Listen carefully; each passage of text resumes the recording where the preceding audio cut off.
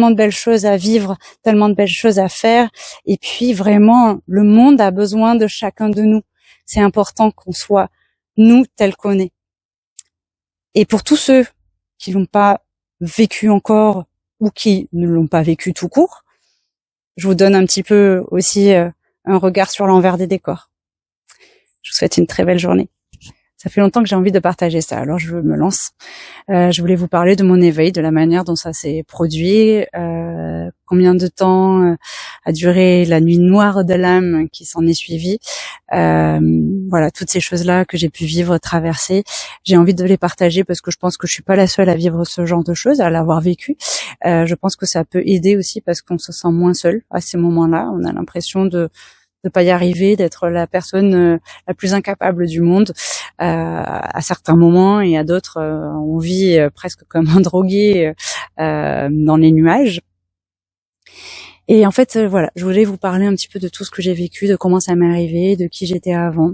Je suis quelqu'un qui a reçu une éducation catholique très poussée. Donc toutes ces choses-là, la médiumnité, la croyance dans la réincarnation par exemple, toutes ces choses-là, c'était impossible, très très mal vu. Ensuite, j'ai continué, j'ai rejeté totalement toute cette éducation qu'on a pu me donner, et j'ai passé plusieurs années à me dire très cartésienne. Je ne crois pas si je ne suis pas sûre d'eux. Je ne crois que si on me prouve que. Je suis logique, je suis cartésienne, je suis à l'abri de tout ce qu'on peut m'amener comme enseignement qui ne me convient pas. Je maîtrise les choses, tout va bien. Je suis chef d'entreprise à l'époque. Je travaille beaucoup. J'ai plein de choses dans ma vie personnelle aussi qui se passent et qui me remplissent de joie, mais me prennent beaucoup d'énergie aussi, physique, psychologique. Et un jour, c'est plus possible. Je tiens plus. J'y arrive plus. Il y a trop d'années qui se sont passées pendant lesquelles je me suis pas occupée de moi, pendant lesquelles j'ai pas voulu écouter du tout ce qui m'arrivait, ce que je ressentais, et je pousse mes limites très très loin. Je fais un burn-out général dans le travail, dans la vie personnelle, tout. Je me retrouve pleine d'angoisse, pleine de stress, pleine de peur. Je sais pas où je vais, je peux plus faire grand-chose parce que j'ai poussé tout trop loin, et aujourd'hui je suis incapable de faire des choses simples, sans faire des crises d'angoisse. Simple, j'entends par exemple prendre du temps. Crise d'angoisse. Du coup, je vais faire une séance d'hypnose. C'est une révélation pour moi parce que j'y vais pour calmer mes peurs, mes angoisses. Et l'hypnothérapeute me dit, mais en fait, je voulais vous guider quelque part, et vous êtes partie toute seule. À un moment, je vous ai perdue. Et effectivement, moi, je suis très bien dans mon expérience. Je suis en train de faire ma propre rencontre. Je suis en train de toucher ma peur du doigt. Et ma peur, en fait, c'est moi. Je suis en train de me toucher moi. Je suis en train de me rencontrer. Et de pleurer beaucoup parce que ça me fait tout bizarre de me voir enfin. Et quand je sors de cette séance, il y a beaucoup de choses qui ont changé. En fait, j'entends plein de choses, des messages en permanence. Je croise des gens dans la rue, je sais plein de choses de leur vie. Je sais les choses qui les bloquent. Je sais pourquoi est-ce qu'ils n'arrivent pas à avancer. Je sais s'ils sont éveillés ou pas. Je sais s'ils sont heureux ou pas. Et petit à petit, pendant 10 jours, ça va aller crescendo. Et très rapidement, en fait, je suis saturée de messages, mais j'adore ça. Honnêtement, c'est incroyable pour moi. Tout est logique, tout a du sens. À chaque fois que j'ai besoin d'une information, il y a qu'à demander, je l'ai. Je sens tout l'amour qu'on m'apporte. Je sens que je suis aimée d'une manière que c'était inimaginable pour moi. Cet amour-là, il n'existait pas.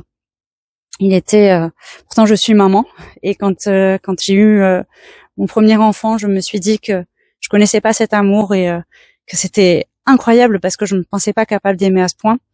L'amour qu'on me donne, il est bien supérieur à ça. Il est indescriptible. Tout ce que je vois, ça a plus de lumière, plus d'intensité. Tout ce que je vois, c'est amour. Je me mets à aimer la terre entière. J'aime tout le monde. même des gens qui pour moi en temps normal sont des monstres, j'ai de la peine pour eux et je les remercie d'incarner ce rôle-là pour que la lumière puisse avoir du sens.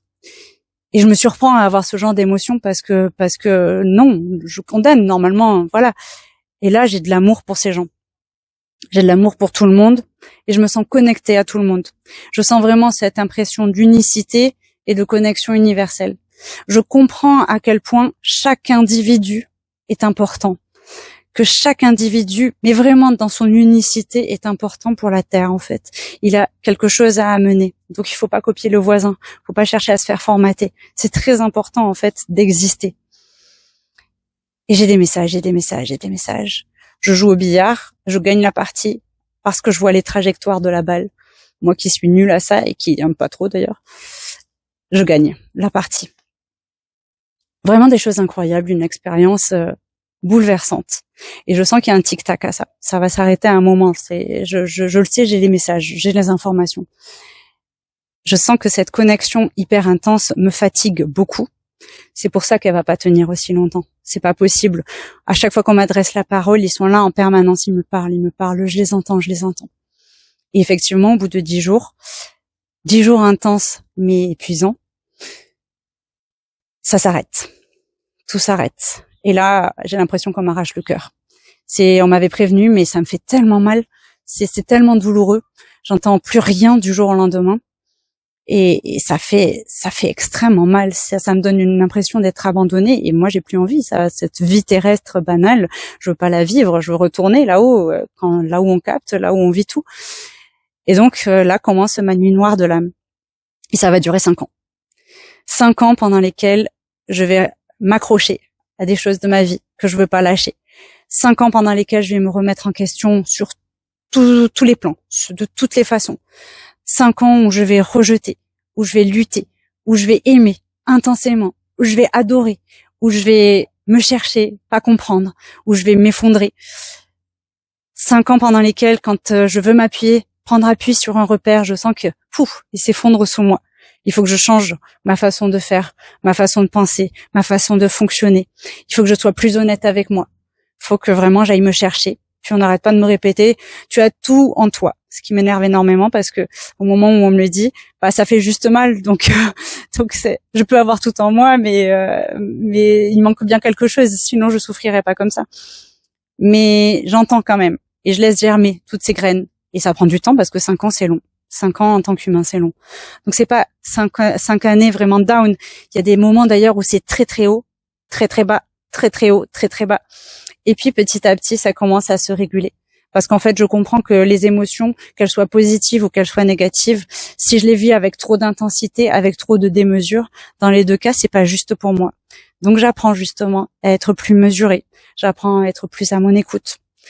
Je me fais beaucoup aider.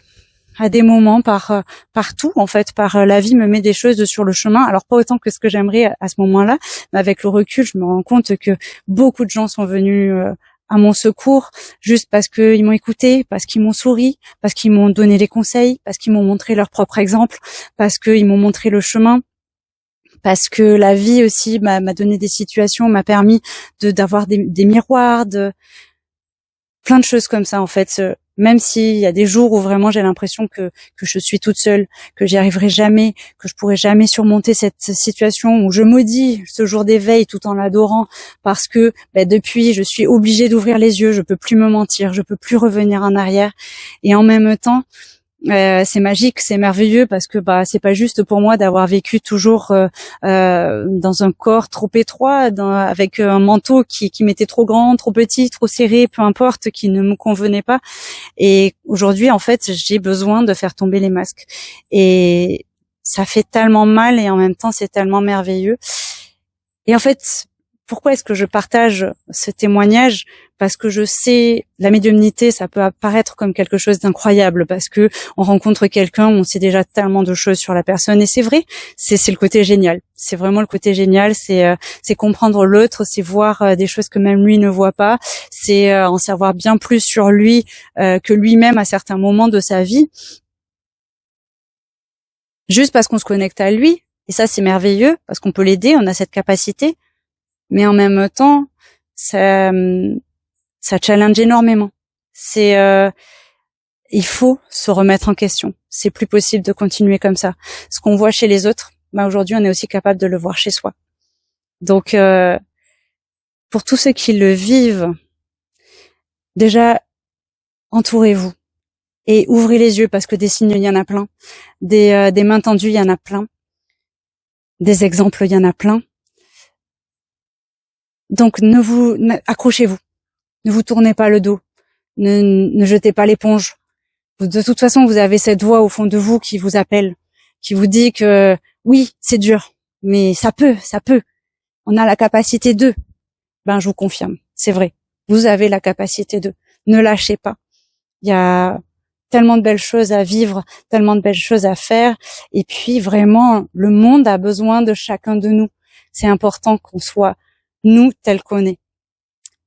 Et pour tous ceux qui l'ont pas vécu encore ou qui ne l'ont pas vécu tout court, je vous donne un petit peu aussi un regard sur l'envers des décors. Je vous souhaite une très belle journée.